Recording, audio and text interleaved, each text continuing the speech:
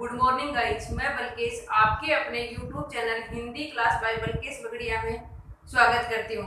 Guys, पिछले video में हमने अव्यय के भेद थे उनका अभ्यास है वो किया था। आज हम अव्यय से संबंधित जो महत्वपूर्ण क्वेश्चन एग्जाम में पूछे जाते हैं उनका अभ्यास है वो करेंगे। तो देखते हैं क्वेश्चन नंबर 1। रीता व गीता जा रही हैं, वाक्य में अव्यय है।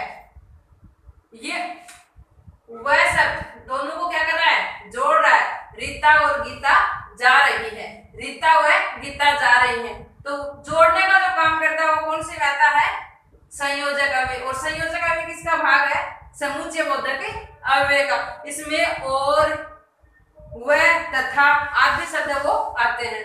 दूसरा, किस वाक्य में क्रिया विशेषण का प्रयोग हुआ है। क्रिया विशेषण अव्यय का प्रयोग हुआ है। तो मोहन धीरे धीरे चलता है, महेश ने अच्छी सफलता प्राप्त की है, सीता मधुर गाना गाती है, वह अच्छा अध्यापक है। अब इसमें देखो, मधुर गाना गाती है विशेषण है, इसमें विशेषण है। तो मोहन धीरे धीरे जा रहा है, ये धीरे धीरे शब्द है, ये किस में आता है, रीतिवाचक क्रिया विशेषण के अंतर्गत है वो आता है। अब इसमें पाठ दिया हुआ नहीं है, सिर्फ क्रिया विशेषण का ही पूछा है, तो ये होगा मोहन धीरे धीरे चलता है। अगला है क्वेश्चन 3 नंबर।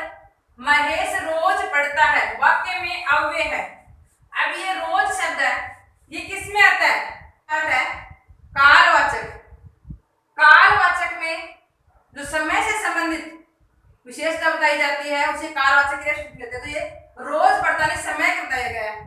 तो इसमें पाठ तो दिए हुए नहीं है, क्रिया विशेषण, समुच्चय बोधक, निपात और विस्मय बोधक। तो किसका होगा, अगर पाठ देते तो किसका होता, कालवाचक क्रिया विशेषण का।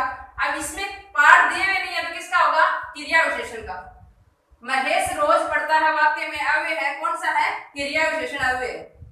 अगला, घर के चारों ओर घास है, वाक्य में अव्यय है। अब ये चारों ओर है तो किसका बता रहा है, चारों ओर, चारों ओर स्थान में बता रहा है, तो किसका होगा, स्थानवाचक क्रिया विशेषण। अगला है, राकेश जरा पीछे हटना, वाक्य में अव्यय है। अब ये जरा है, तो आपको बताया था कि माप, तोल, नाप आदि का जो बताता है वो कौन सा था, परिमाणवाचक। तो जरा, कम, ज्यादा, एक साथ परिणामवाचक का।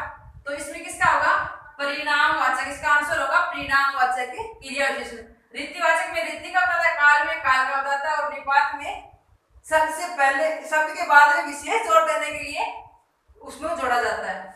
राकेश और मुकेश साथ साथ पढ़ते हैं, वाक्य में अव्यय है। अब ये और दे रखा है, तो ये और किसका काम कर रहा है, इन दोनों को जोड़ने का काम कर रहा है। जोड़ने का काम करता है वो समुच्चय बोधक का जो फर्स्ट भाग है, संयोजक अव्यय, वो करता है। तो इसका आंसर होगा संयोजक समुच्चय बोधक अव्यय। अगला है, गंगा हिमालय से ही निकलती है, वाक्य में ही शब्द में अव्यय है। ये ही है, ये किसका है, ये है निपात का। उसमें बताया गया था कि शब्द या पद को महत्वपूर्ण बनाने के लिए उसके बाद में जो अव्यय शब्द जुड़कर उसकी ओर ध्यान आकर्षित करता है, उसको महत्वपूर्ण बनाता है, वो कौन सा होता है, निपात होता है। तो गंगा हिमालय से ही निकलती है, ये महत्वपूर्ण बना रहा है, तो इसमें कौन सा होगा, निपात अव्यय। 8 नंबर क्वेश्चन, निम्न में से समुच्चय बोधक अव्यय का उदाहरण है। तो समुच्चय बोधक के 5 पार्ट है, संयोजक, विभाजक, प्रतिषेधक, हेतुक और निर्देशक। अब इसमें देखो, सुबह जल्दी उठना चाहिए, सुबह जल्दी उठना चाहिए। राकेश कल जाएगा, मुकेश को पढ़ना था इसलिए जयपुर गया, तुम बहुत बोलते हो। कल है ये स्थानवाचक का, बहुत है ये परिमाणवाचक का। तो मुकेश को पढ़ना था इसलिए जयपुर गया। समुच्चय बोधक का एक पार्ट है हेतु, उसमें कारण है वो बताया जाता है। तो इसमें कारण बताया गया कि मुकेश को पढ़ना था इसलिए जयपुर गया। तो समुच्चय बोधक अव्यय का उदाहरण होगा, मुकेश को पढ़ना था इसलिए जयपुर गया। अगला, किस वाक्य में प्रतिषेधक समुच्चय बोधक अव्यय है। प्रतिषेधक में क्या था, लेकिन, किंतु, परंतु, लेकिन, पर आदि शब्द वो इसके अंतर्गत वो आते हैं। तो इसमें वह आया पर वह आया और चला गया। दिनेश व सुरेश खेलते हैं, घर हो या बाहर।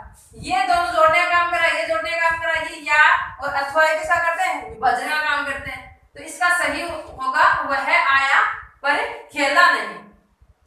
अगला है मैं खेलने नहीं जाऊंगा। अब आपको कहा था कि अस्वीकृति का जहां भाव उत्पन्न होगा वहां कौन सा होगा, नकारात्मक अव्यय। अब यहाँ अस्वीकृति कि मैं नहीं जाऊंगा, तो इसमें कौन सा होगा, नकारात्मक अव्यय। अगला है छी छी इतना गंदा पानी, वाक्य में अव्यय है। अभी इससे चैन से पता चलता है कि इसमें कौन सा है, विस्मयादिबोधक। और दूसरा इसमें घृणा का भाव उत्पन्न हो रहा है कि छी छी इतना गंदा पानी, तो इसमें कौन सा होगा, विस्मयादिबोधक। दिनेश से सुरेश बड़ा है, वाक्य में अव्यय है। अब ये इन दोनों को संबंध बता रहा है। संबंध बताने वाले क्या कहलाते हैं, संबंध बोधक अव्यय। तो इसमें ये से शब्द है, ये किसका है, संबंध बोधक अव्यय का। कि दिनेश से सुरेश बड़ा, वाक्य में कौन सा अव्यय होगा, संबंध बोधक।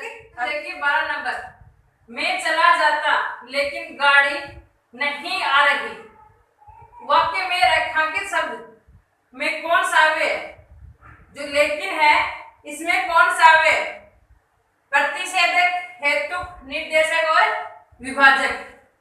तो लेकिन किस में आता है, प्रतिषेधक में, तो इसका कौन सा होगा, प्रतिषेधक। लेकिन, किंतु, परंतु, पर, जबकि किस में आते हैं, प्रतिषेधक में। तो इसका सही आंसर होगा प्रतिषेधक अव्यय। अगला है वह सचमुच नौकरी छोड़कर चला गया, वाक्य में अव्यय है। जो सचमुच है ये किसने बताया था, धीरे धीरे, कठिनाई से, सरलता से, चुपचाप, अचानक, सचमुच, ये किस में आते हैं, क्रिया विशेषण के भाग रीतिवाचक अव्यय में आते हैं। तो इसका सही आंसर होगा रीतिवाचक क्रिया विशेषण। मैं वहां पहुंचा और तुरंत घंटा बजा, वाक्य में अव्यय है। अब ये और शब्द आया, और शब्द किस में आता है, समुच्चय बोधक का जो भाग है संयोजक, उसमें और, अथवा, और, तथा और वह, ये किस में आते हैं, संयोजक आते हैं। संयोजक किसका भाग है, समुच्चय बोधक का। तो इसमें भाग नहीं देके समुच्चय बोधक, विस्मय बोधक, क्रिया विशेषण और निपात दिया। तो इसका सही आंसर होगा समुच्चय बोधक अव्यय। राम से श्याम अधिक पढ़ता है, वाक्य में अधिक शब्द किस अव्यय का है, तो कम, ज्यादा, अधिक, ये किसके आते हैं, परिमाणवाचक क्रिया विशेषण में। और परिमाणवाचक क्रिया विशेषण किसका भाग है, इसका।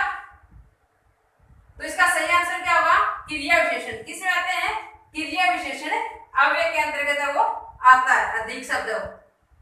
दो पदों या वाक्यांश, उपवाक्यों के बीच विरोध पैदा करने वाले अव्यय क्या कहलाते हैं। तो आपको बताया था कि विरोध करने वाले जो है वो क्या कहलाते हैं, प्रतिषेधक समुच्चय बोधक अव्यय, समुच्चय बोधक अव्यय कहलाते हैं। अगला है किसी पद या पद को, किसी शब्द या पद को विशेष बनाने हेतु उसके बाद लगने वाला अव्यय कहलाता है। तो विशेष बनाने के लिए ही, भी, तो ये शब्द लगते हैं, किस में लगते हैं, निपात में। तो किसी शब्द या पद विशेष को बनाने के लिए उसके बाद लगने वाले अव्यय क्या कहलाते हैं, निपात। तो इसका सही आंसर क्या होगा, निपात अव्यय। 18 नंबर, संज्ञा या सर्वनाम से संबंध बनाने हेतु उसके बाद लगने वाले अव्यय कहलाते हैं। संबंध बनाने वाले या उसके बाद लगने वाले क्या कहलाते हैं, संबंध बोधक अव्यय कहलाते हैं। किसी वाक्य में कारण को स्पष्ट करने वाले अव्यय शब्द क्या कहलाते हैं।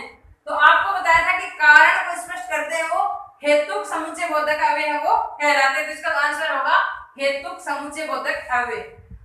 अर्थात शब्द किस अव्यय का है,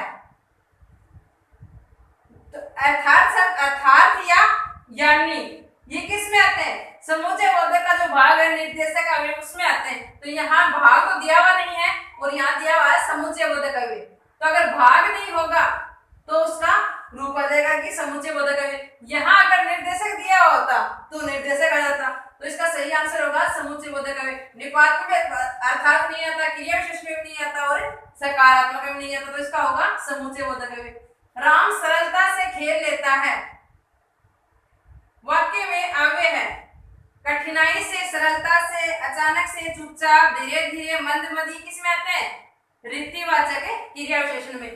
तो इसका आंसर होगा रीतिवाचक क्रिया विशेषण।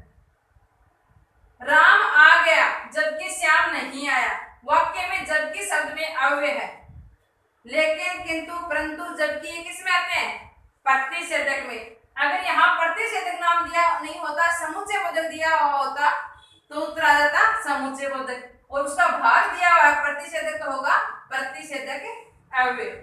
राम सवेरे से काम कर रहा है, वाक्य में अव्यय है।